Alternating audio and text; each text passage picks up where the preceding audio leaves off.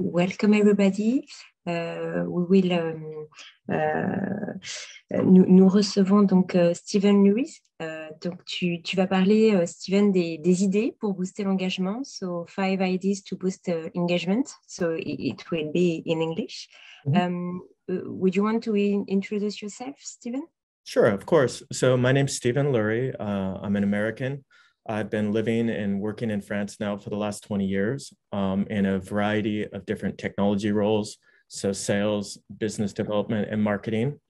And I'm really excited to be here today and talk with you about this because in all my different roles, success in the roles has come back to communication. So I'm going to talk about some of the communication techniques I've been fortunate enough to have been exposed to over my career and kind of just share those ideas with you. And hopefully you'll get some good ideas from this that you can use in your own business. I hope so. Thank you, Steven. Okay.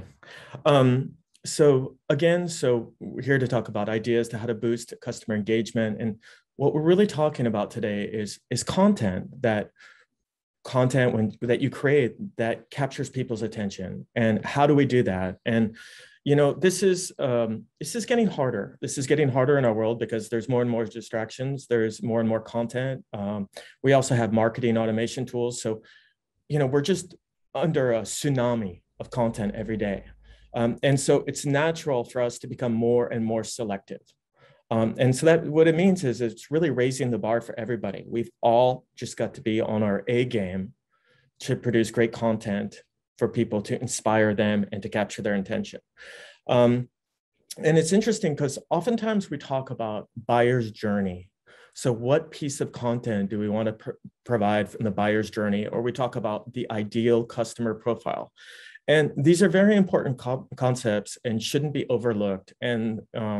But I think first and foremost, we need to understand a little bit about human nature and how the brain works. So today we're going to talk about that, and then we're going to talk about some tools and some ideas that you can use when you do this. So here are the ideas that I want you to consider today, and this is kind of like a checklist that I use. And when I look at something that I'm going to communicate with, I'm going to kind of go through this checklist, and this is the framework. And I used to have a very formalized way that I applied this. And then more and more I've become comfortable with this. And these are just concepts that I apply. And I just like to make sure that I'm doing this. But I think the first thing I would start by saying is spend time with your customers.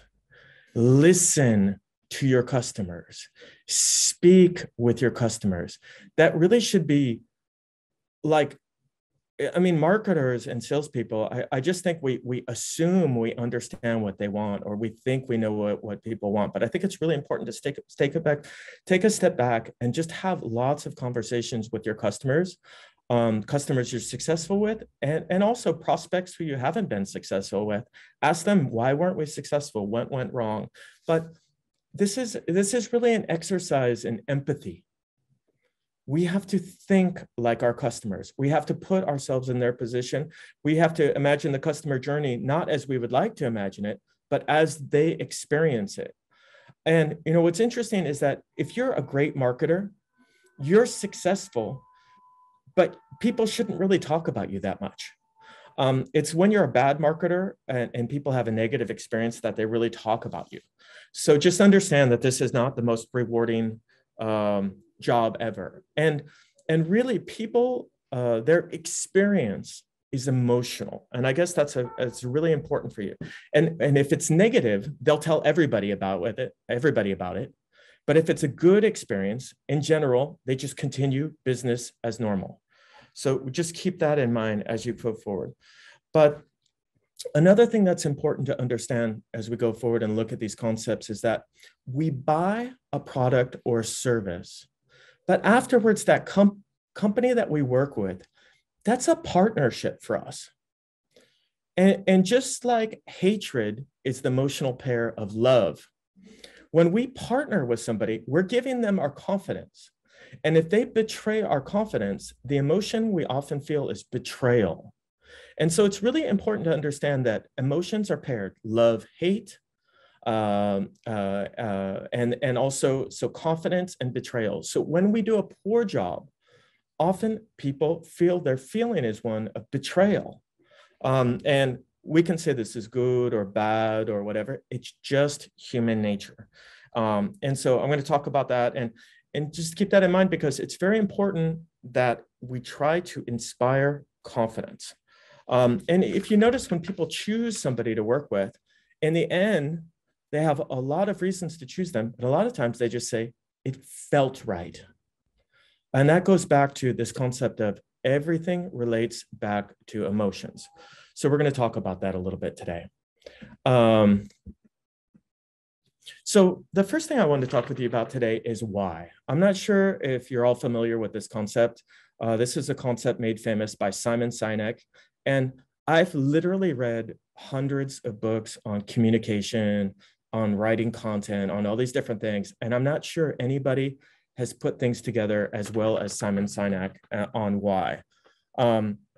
So what we need to understand is when we communicate, the order that we should use is always starting with why. Why should I be listening to you? And what's interesting is that often inexperienced marketers or inexperienced salespeople, they talk about what, they talk about the company first, they talk about the product, they talk about all these things. What they really should be talking about is, why is this important? If you can get agreement on why something is important, usually these other steps of how and what come very naturally, they come very sequentially after that. So I put the link down here at the bottom, but if you aren't familiar with Simon Sinek's explanation of why, it's a TED Talk, and it's just very important. And it's actually linked. It's not about the American brain or the French brain or anything like that. This is linked very closely to human biology. If you take our brain, the part of the brain that processes logic is our frontal lobe. Okay, so this is our big part of our brain in the front here that processes logic. That's not the part that makes us act. The part that makes us act is deeper. It's an older part of the brain. It's what we call the reptilian part of the brain. And that part of the brain really only processes emotions. And that's why becomes so much important. When we give details about what and how something works, we move away from the part of the brain that actually makes choices, that actually causes us to act. So it's really important. So many times we talk about 2-1. We talk about, when you talk with someone, give people like one emotional reason and then 2 logical reasons, and then cycle back to the emotional reason and the why. And it's often linked about that why. And in Simon Sinek's presentation, he does something very interesting, which he gives very concrete examples, which is he talks about Apple and Dell. So there's done polls on this, and people would buy almost any product from Apple. Watches, phones, TVs, doesn't matter. They're going to make cars soon, so it doesn't matter. And the exact opposite relates to Dell. And the reason why is we understand why Apple does things. We understand that design, that their commitment to design is very important. And we see this in other aspects, like another example Simon Sinek uses relates to the Wright brothers, the first people to fly. And these were people that were absolutely committed to the idea that they would be the first to fly.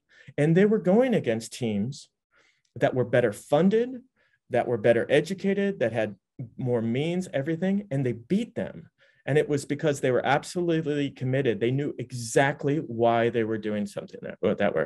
So when you talk about something related to your company or something like that, or when you engage with a prospect, when you engage with a client, the first thing you want to do is really talk about why. And I'll show you some more examples about this as we go forward.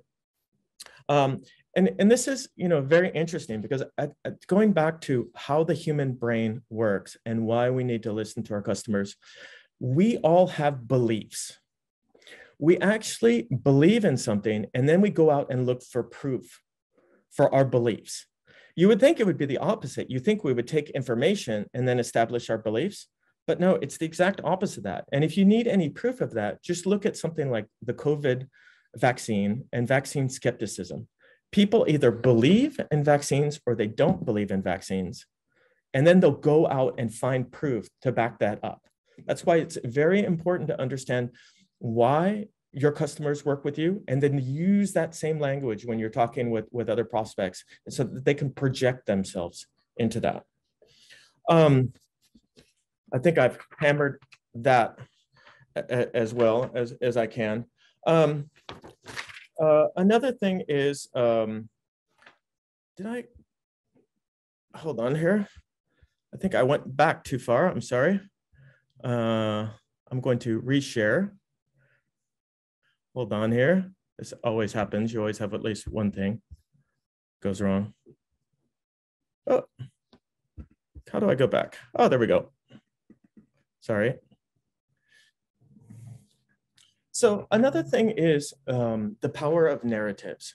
So I was talking about why and how that's connected to the brain. That's really connected to biology.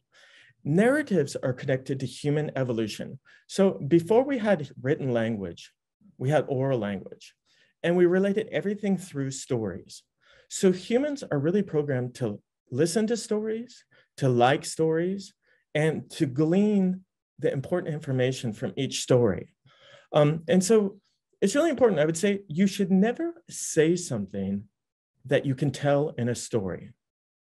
And this is really important. And so the example I gave here is really interesting one. These are two articles that talk about the same thing. They talk about employee compensation and how employee compensation can be used to improve employee well-being in a company, to have more efficient employees, more productive employees. You know, I think most everyone would agree that it's really important to have efficient, productive, happy employees. But one of these articles, they just cite facts, which are kind of interesting. And the other article is an article by Dan Price, who's a CEO. And the whole article, for me, I just latched onto this piece of content because I read the title, How I Learned to Be a Better Boss. And I immediately connected with the title because everyone wants to be a better boss. That the idea of that is emotionally pleasing to me. And then as you read the story, you can project yourself into the story. You can say, you know, I can see myself as a manager having similar types of conversations or seeing similar types of, I could see this happening to me. So I'm able to project myself into this. And then the other thing is, because it's told as a story, I immediately understand everything. Everything is very easy for me to memorize and everything else. So I would say, tell things as stories whenever you're capable of that. And even when you have a presentation, make sure that throughout your presentation, you're able to back up every piece of information you're giving your presentation with an illustrative story. That's really going to help you connect with your customers and help them understand what they're doing. And so hopefully that was interesting. Another piece I use a lot in my communication and when I try and communicate with people is Monroe's motivation sequence. You know, I was really fortunate early in my career to go to Xerox Sales School, which was like this really expensive sales program for executives. And, you know, I read the Dale Carnegie books and all these things. And in the end, I think Simon Sinek with Why and Monroe on the motivation sequence, they really get this. And it's what I've used the most throughout my career. So if you haven't heard of Monroe, it's Alan H. Monroe. He was a researcher. And what he did is he codified communications. And so this is kind of like, think of this as like judo for communication. And when you practice this, it becomes a reflex. And you just do it naturally. And what becomes really scary is when you start to look at the world becomes a little bit like the Matrix.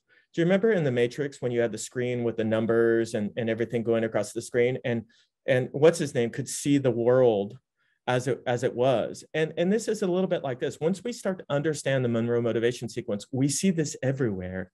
And we see organizations and people employing this everywhere. And then we start to understand what's happening with this. So Monroe, there's 5 steps.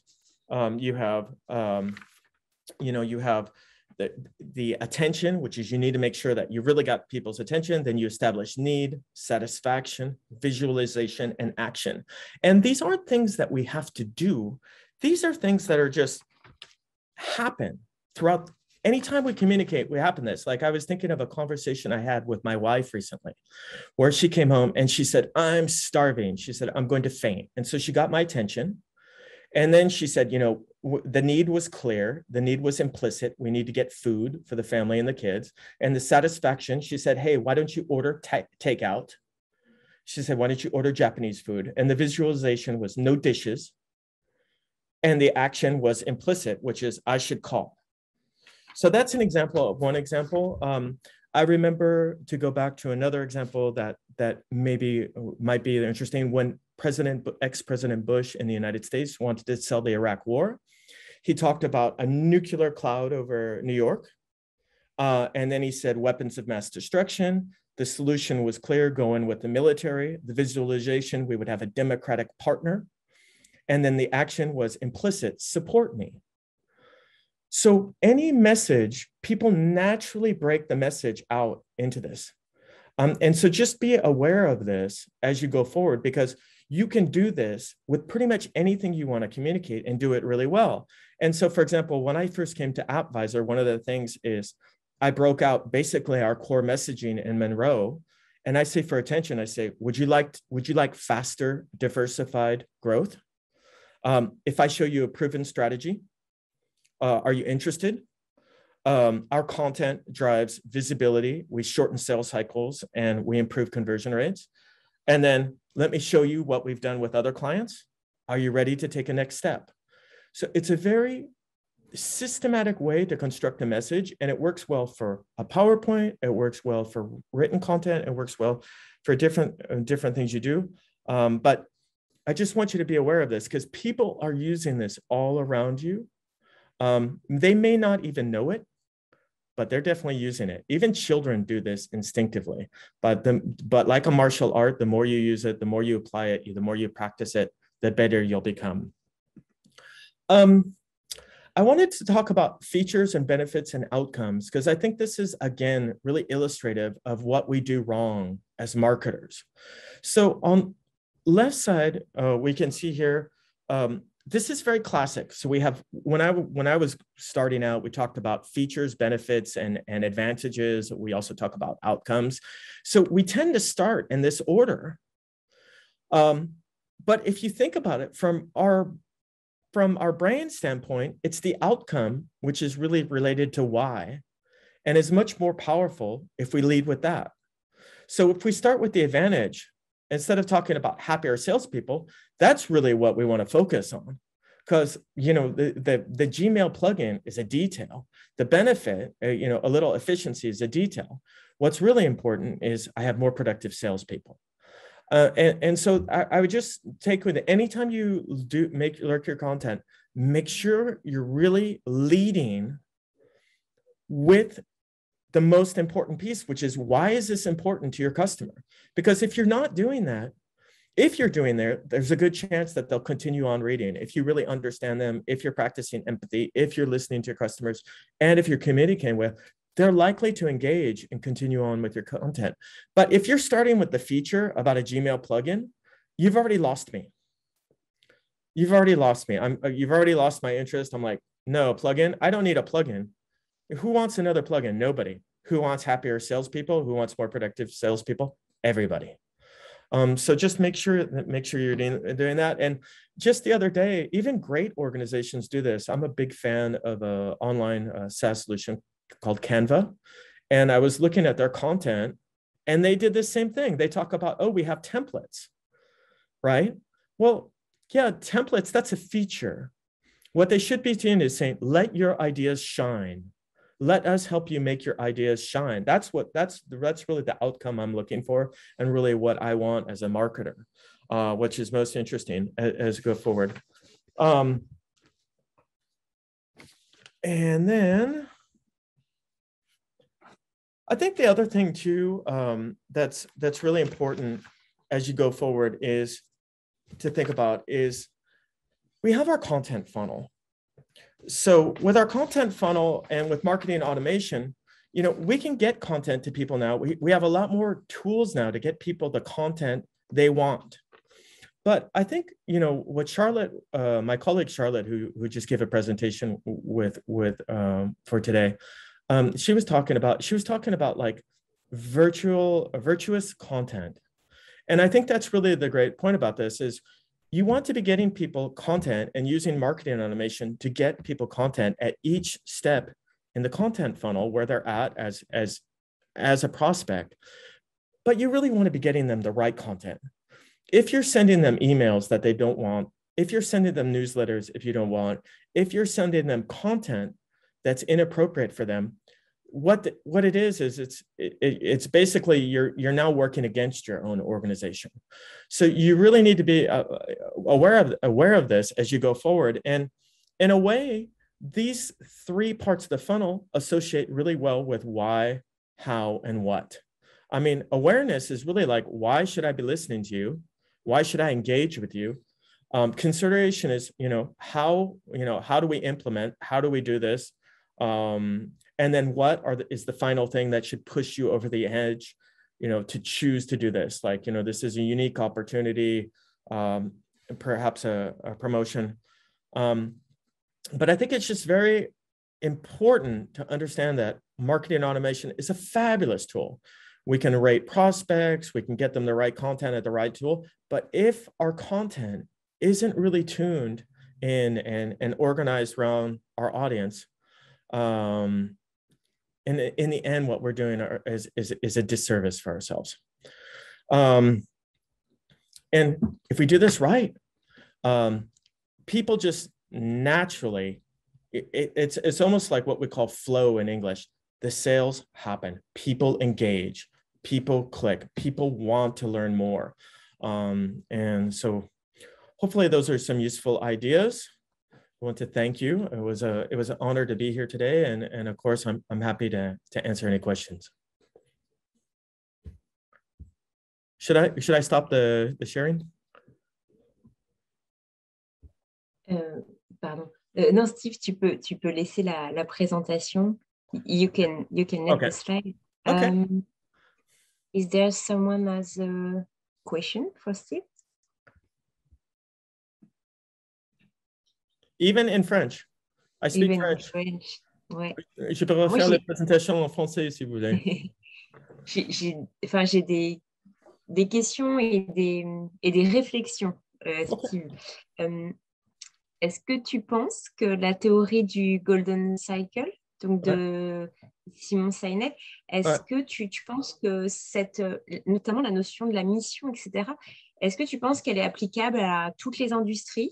Parce que c'est vrai entre le B2B et le B2C, il me semble qu'il y a quand même des différences. Oui. Je pense que B2B, la mission est un peu plus compliquée. Mais en fait, quelque chose, par exemple, la mission de Why, c'est très, en fait, j'ai parlé récemment avec un commercial chez nous et j'ai expliqué, en fait, pour moi, qualifier un prospect, il y a vraiment 3 questions. Est-ce que vous connaissez le content marketing? Est-ce que vous priorisez le content marketing? Est-ce que vous voulez, et après, s'ils comprennent ça, la deuxième partie de ça, est-ce que je peux vous montrer comment on a travaillé avec d'autres clients? Donc, la première chose, c'est pourquoi on est là, pourquoi c'est vraiment lié avec ça. Et après, la deuxième partie, c'est confiance. Comment on établit confiance? Parce que pour moi, c'est vraiment 2 parties. Et donc, le pourquoi, c'est essentiel. Moi, j'ai dit, commençons. Et donc, avant, ils prenaient leur temps pour rentrer dans le sujet, la matière de sujet. Et moi, j'ai dit, va direct. Donc, on est là, pourquoi? Pour parler de content marketing. Est-ce que vous êtes d'accord que le content marketing, est-ce que c'est important chez vous? Est-ce que vous voyez ça comme un moteur de croissance? OK, d'accord. Donc, vous voyez ça pour prioriser. Première question, binaire. Après, la deuxième question, permettez-moi de vous montrer comment on a travaillé avec d'autres acteurs comme vous pour établir la confiance. Donc, ça, c'est un exemple B2B. Après, le B2C, oui, le B2C, je pense que finalement, c'est la même chose. Et je pense que le B2C, en fait, on a encore plus d'axes de travail sur l'émotion et de travail sur le pourquoi. On peut presque faire les choses qui sont assez éloignées finalement de le produit ou le service de base. Presque rien à voir à la limite. Comme Apple, il montre quelqu'un qui danse et on ne voit pas forcément le lien avec le téléphone. On ne voit pas le produit. Ouais. Justement, Steve, par rapport à Apple, j'ai eu des échanges avec des designers la semaine dernière. Alors moi, je suis plutôt marketeuse et du coup, on a un petit peu débattu sur le succès d'Apple. Et c'est vrai qu'en revenant en fait sur cette notion du why et de la mission, disons qu'on peut se dire que, je plante les choses, mais est-ce que tu penses que le succès d'Apple n'est uniquement lié qu'à son marketing? Ou de toute façon, évidemment qu'il y a d'autres facteurs clés de succès, mais Ouais. on sent quand même le poids du marketing dans cette réussite, non? Ah bah, je pense que c'est pas quelque chose qu'ils ont négligé. Je pense qu'ils comprennent bien. Je pense ça c'est j'ai beaucoup de respect et d'admiration pour les Français. Je pense déjà, donc les Français que j'ai pu travailler avec, on s'est hautement qualifiés dans n'importe quel domaine qu'ils travaillent. Quelque chose que je trouve qu'on néglige un petit peu en France, c'est l'importance du marketing.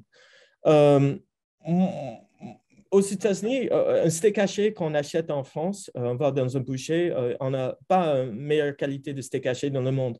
Par contre, c'est les Américains qui tiennent McDo. Donc, tout le monde fait le queue pour manger quelque chose pour moi qui n'est pas très bon. Et donc le marketing, c'est assez primordial et je pense qu'on devrait commencer.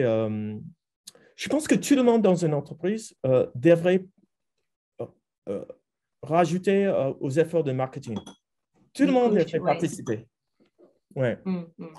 C'est Ok, vraiment, ok. je pense que, et d'ailleurs, maintenant, en fait, c'est un critère quand je regarde une entreprise qui m'intéresse pour actuellement travailler.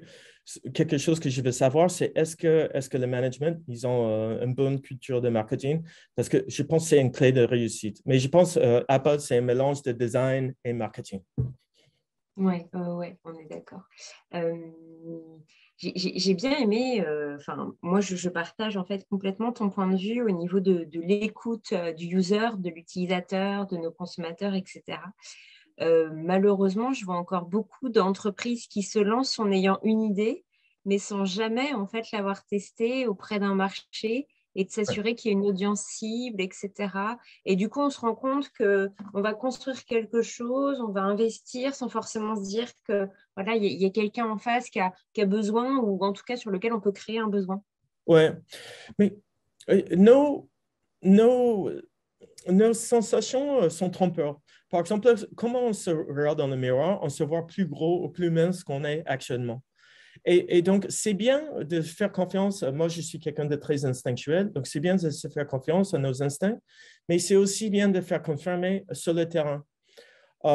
Et donc, quelque chose que j'aime bien, j'ai participé à un appel avec un prospect qui n'a pas réussi, qui n'a pas abouti l'autre jour. Et une semaine après, j'ai appelé le CMO pour parler. Et juste pour discuter des choses, je ne voulais pas le vendre, je voulais juste avoir un retour parce que je trouvais ça très intéressant. Ce qu'elle avait dit, elle m'a donné plein de pistes, des choses à investiguer. Elle me disait, oui, j'étais en attente un petit peu de ça. Et donc, pour moi, les succès sont importants, mais aussi les échecs aussi, parce qu'il y a plein d'apprendre à travers un échec. Beaucoup plus d'ailleurs.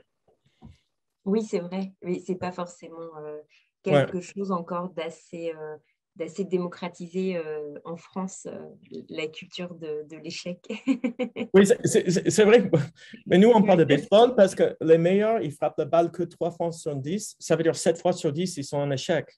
Et, Oui, et, et je pense que il faut accepter, il faut prendre des risques aussi, il faut accepter des échecs aussi. c'est vrai, ça pourrait être une prochaine thématique, mais pas forcément dans l'Automation Day. Merci Steve. Est-ce que vous avez des questions au niveau des participants? Non, c'est juste si jamais vous voulez en parler plus de ça, essayez de me contacter sur LinkedIn. Je suis assez disponible et je serai ravi de vous orienter vers d'autres outils ou renseignements. Merci Steve, c'était très très intéressant. Donc on va s'arrêter là. Est-ce que tu veux dire un dernier mot, Steve, et ensuite je vais clôturer la séance?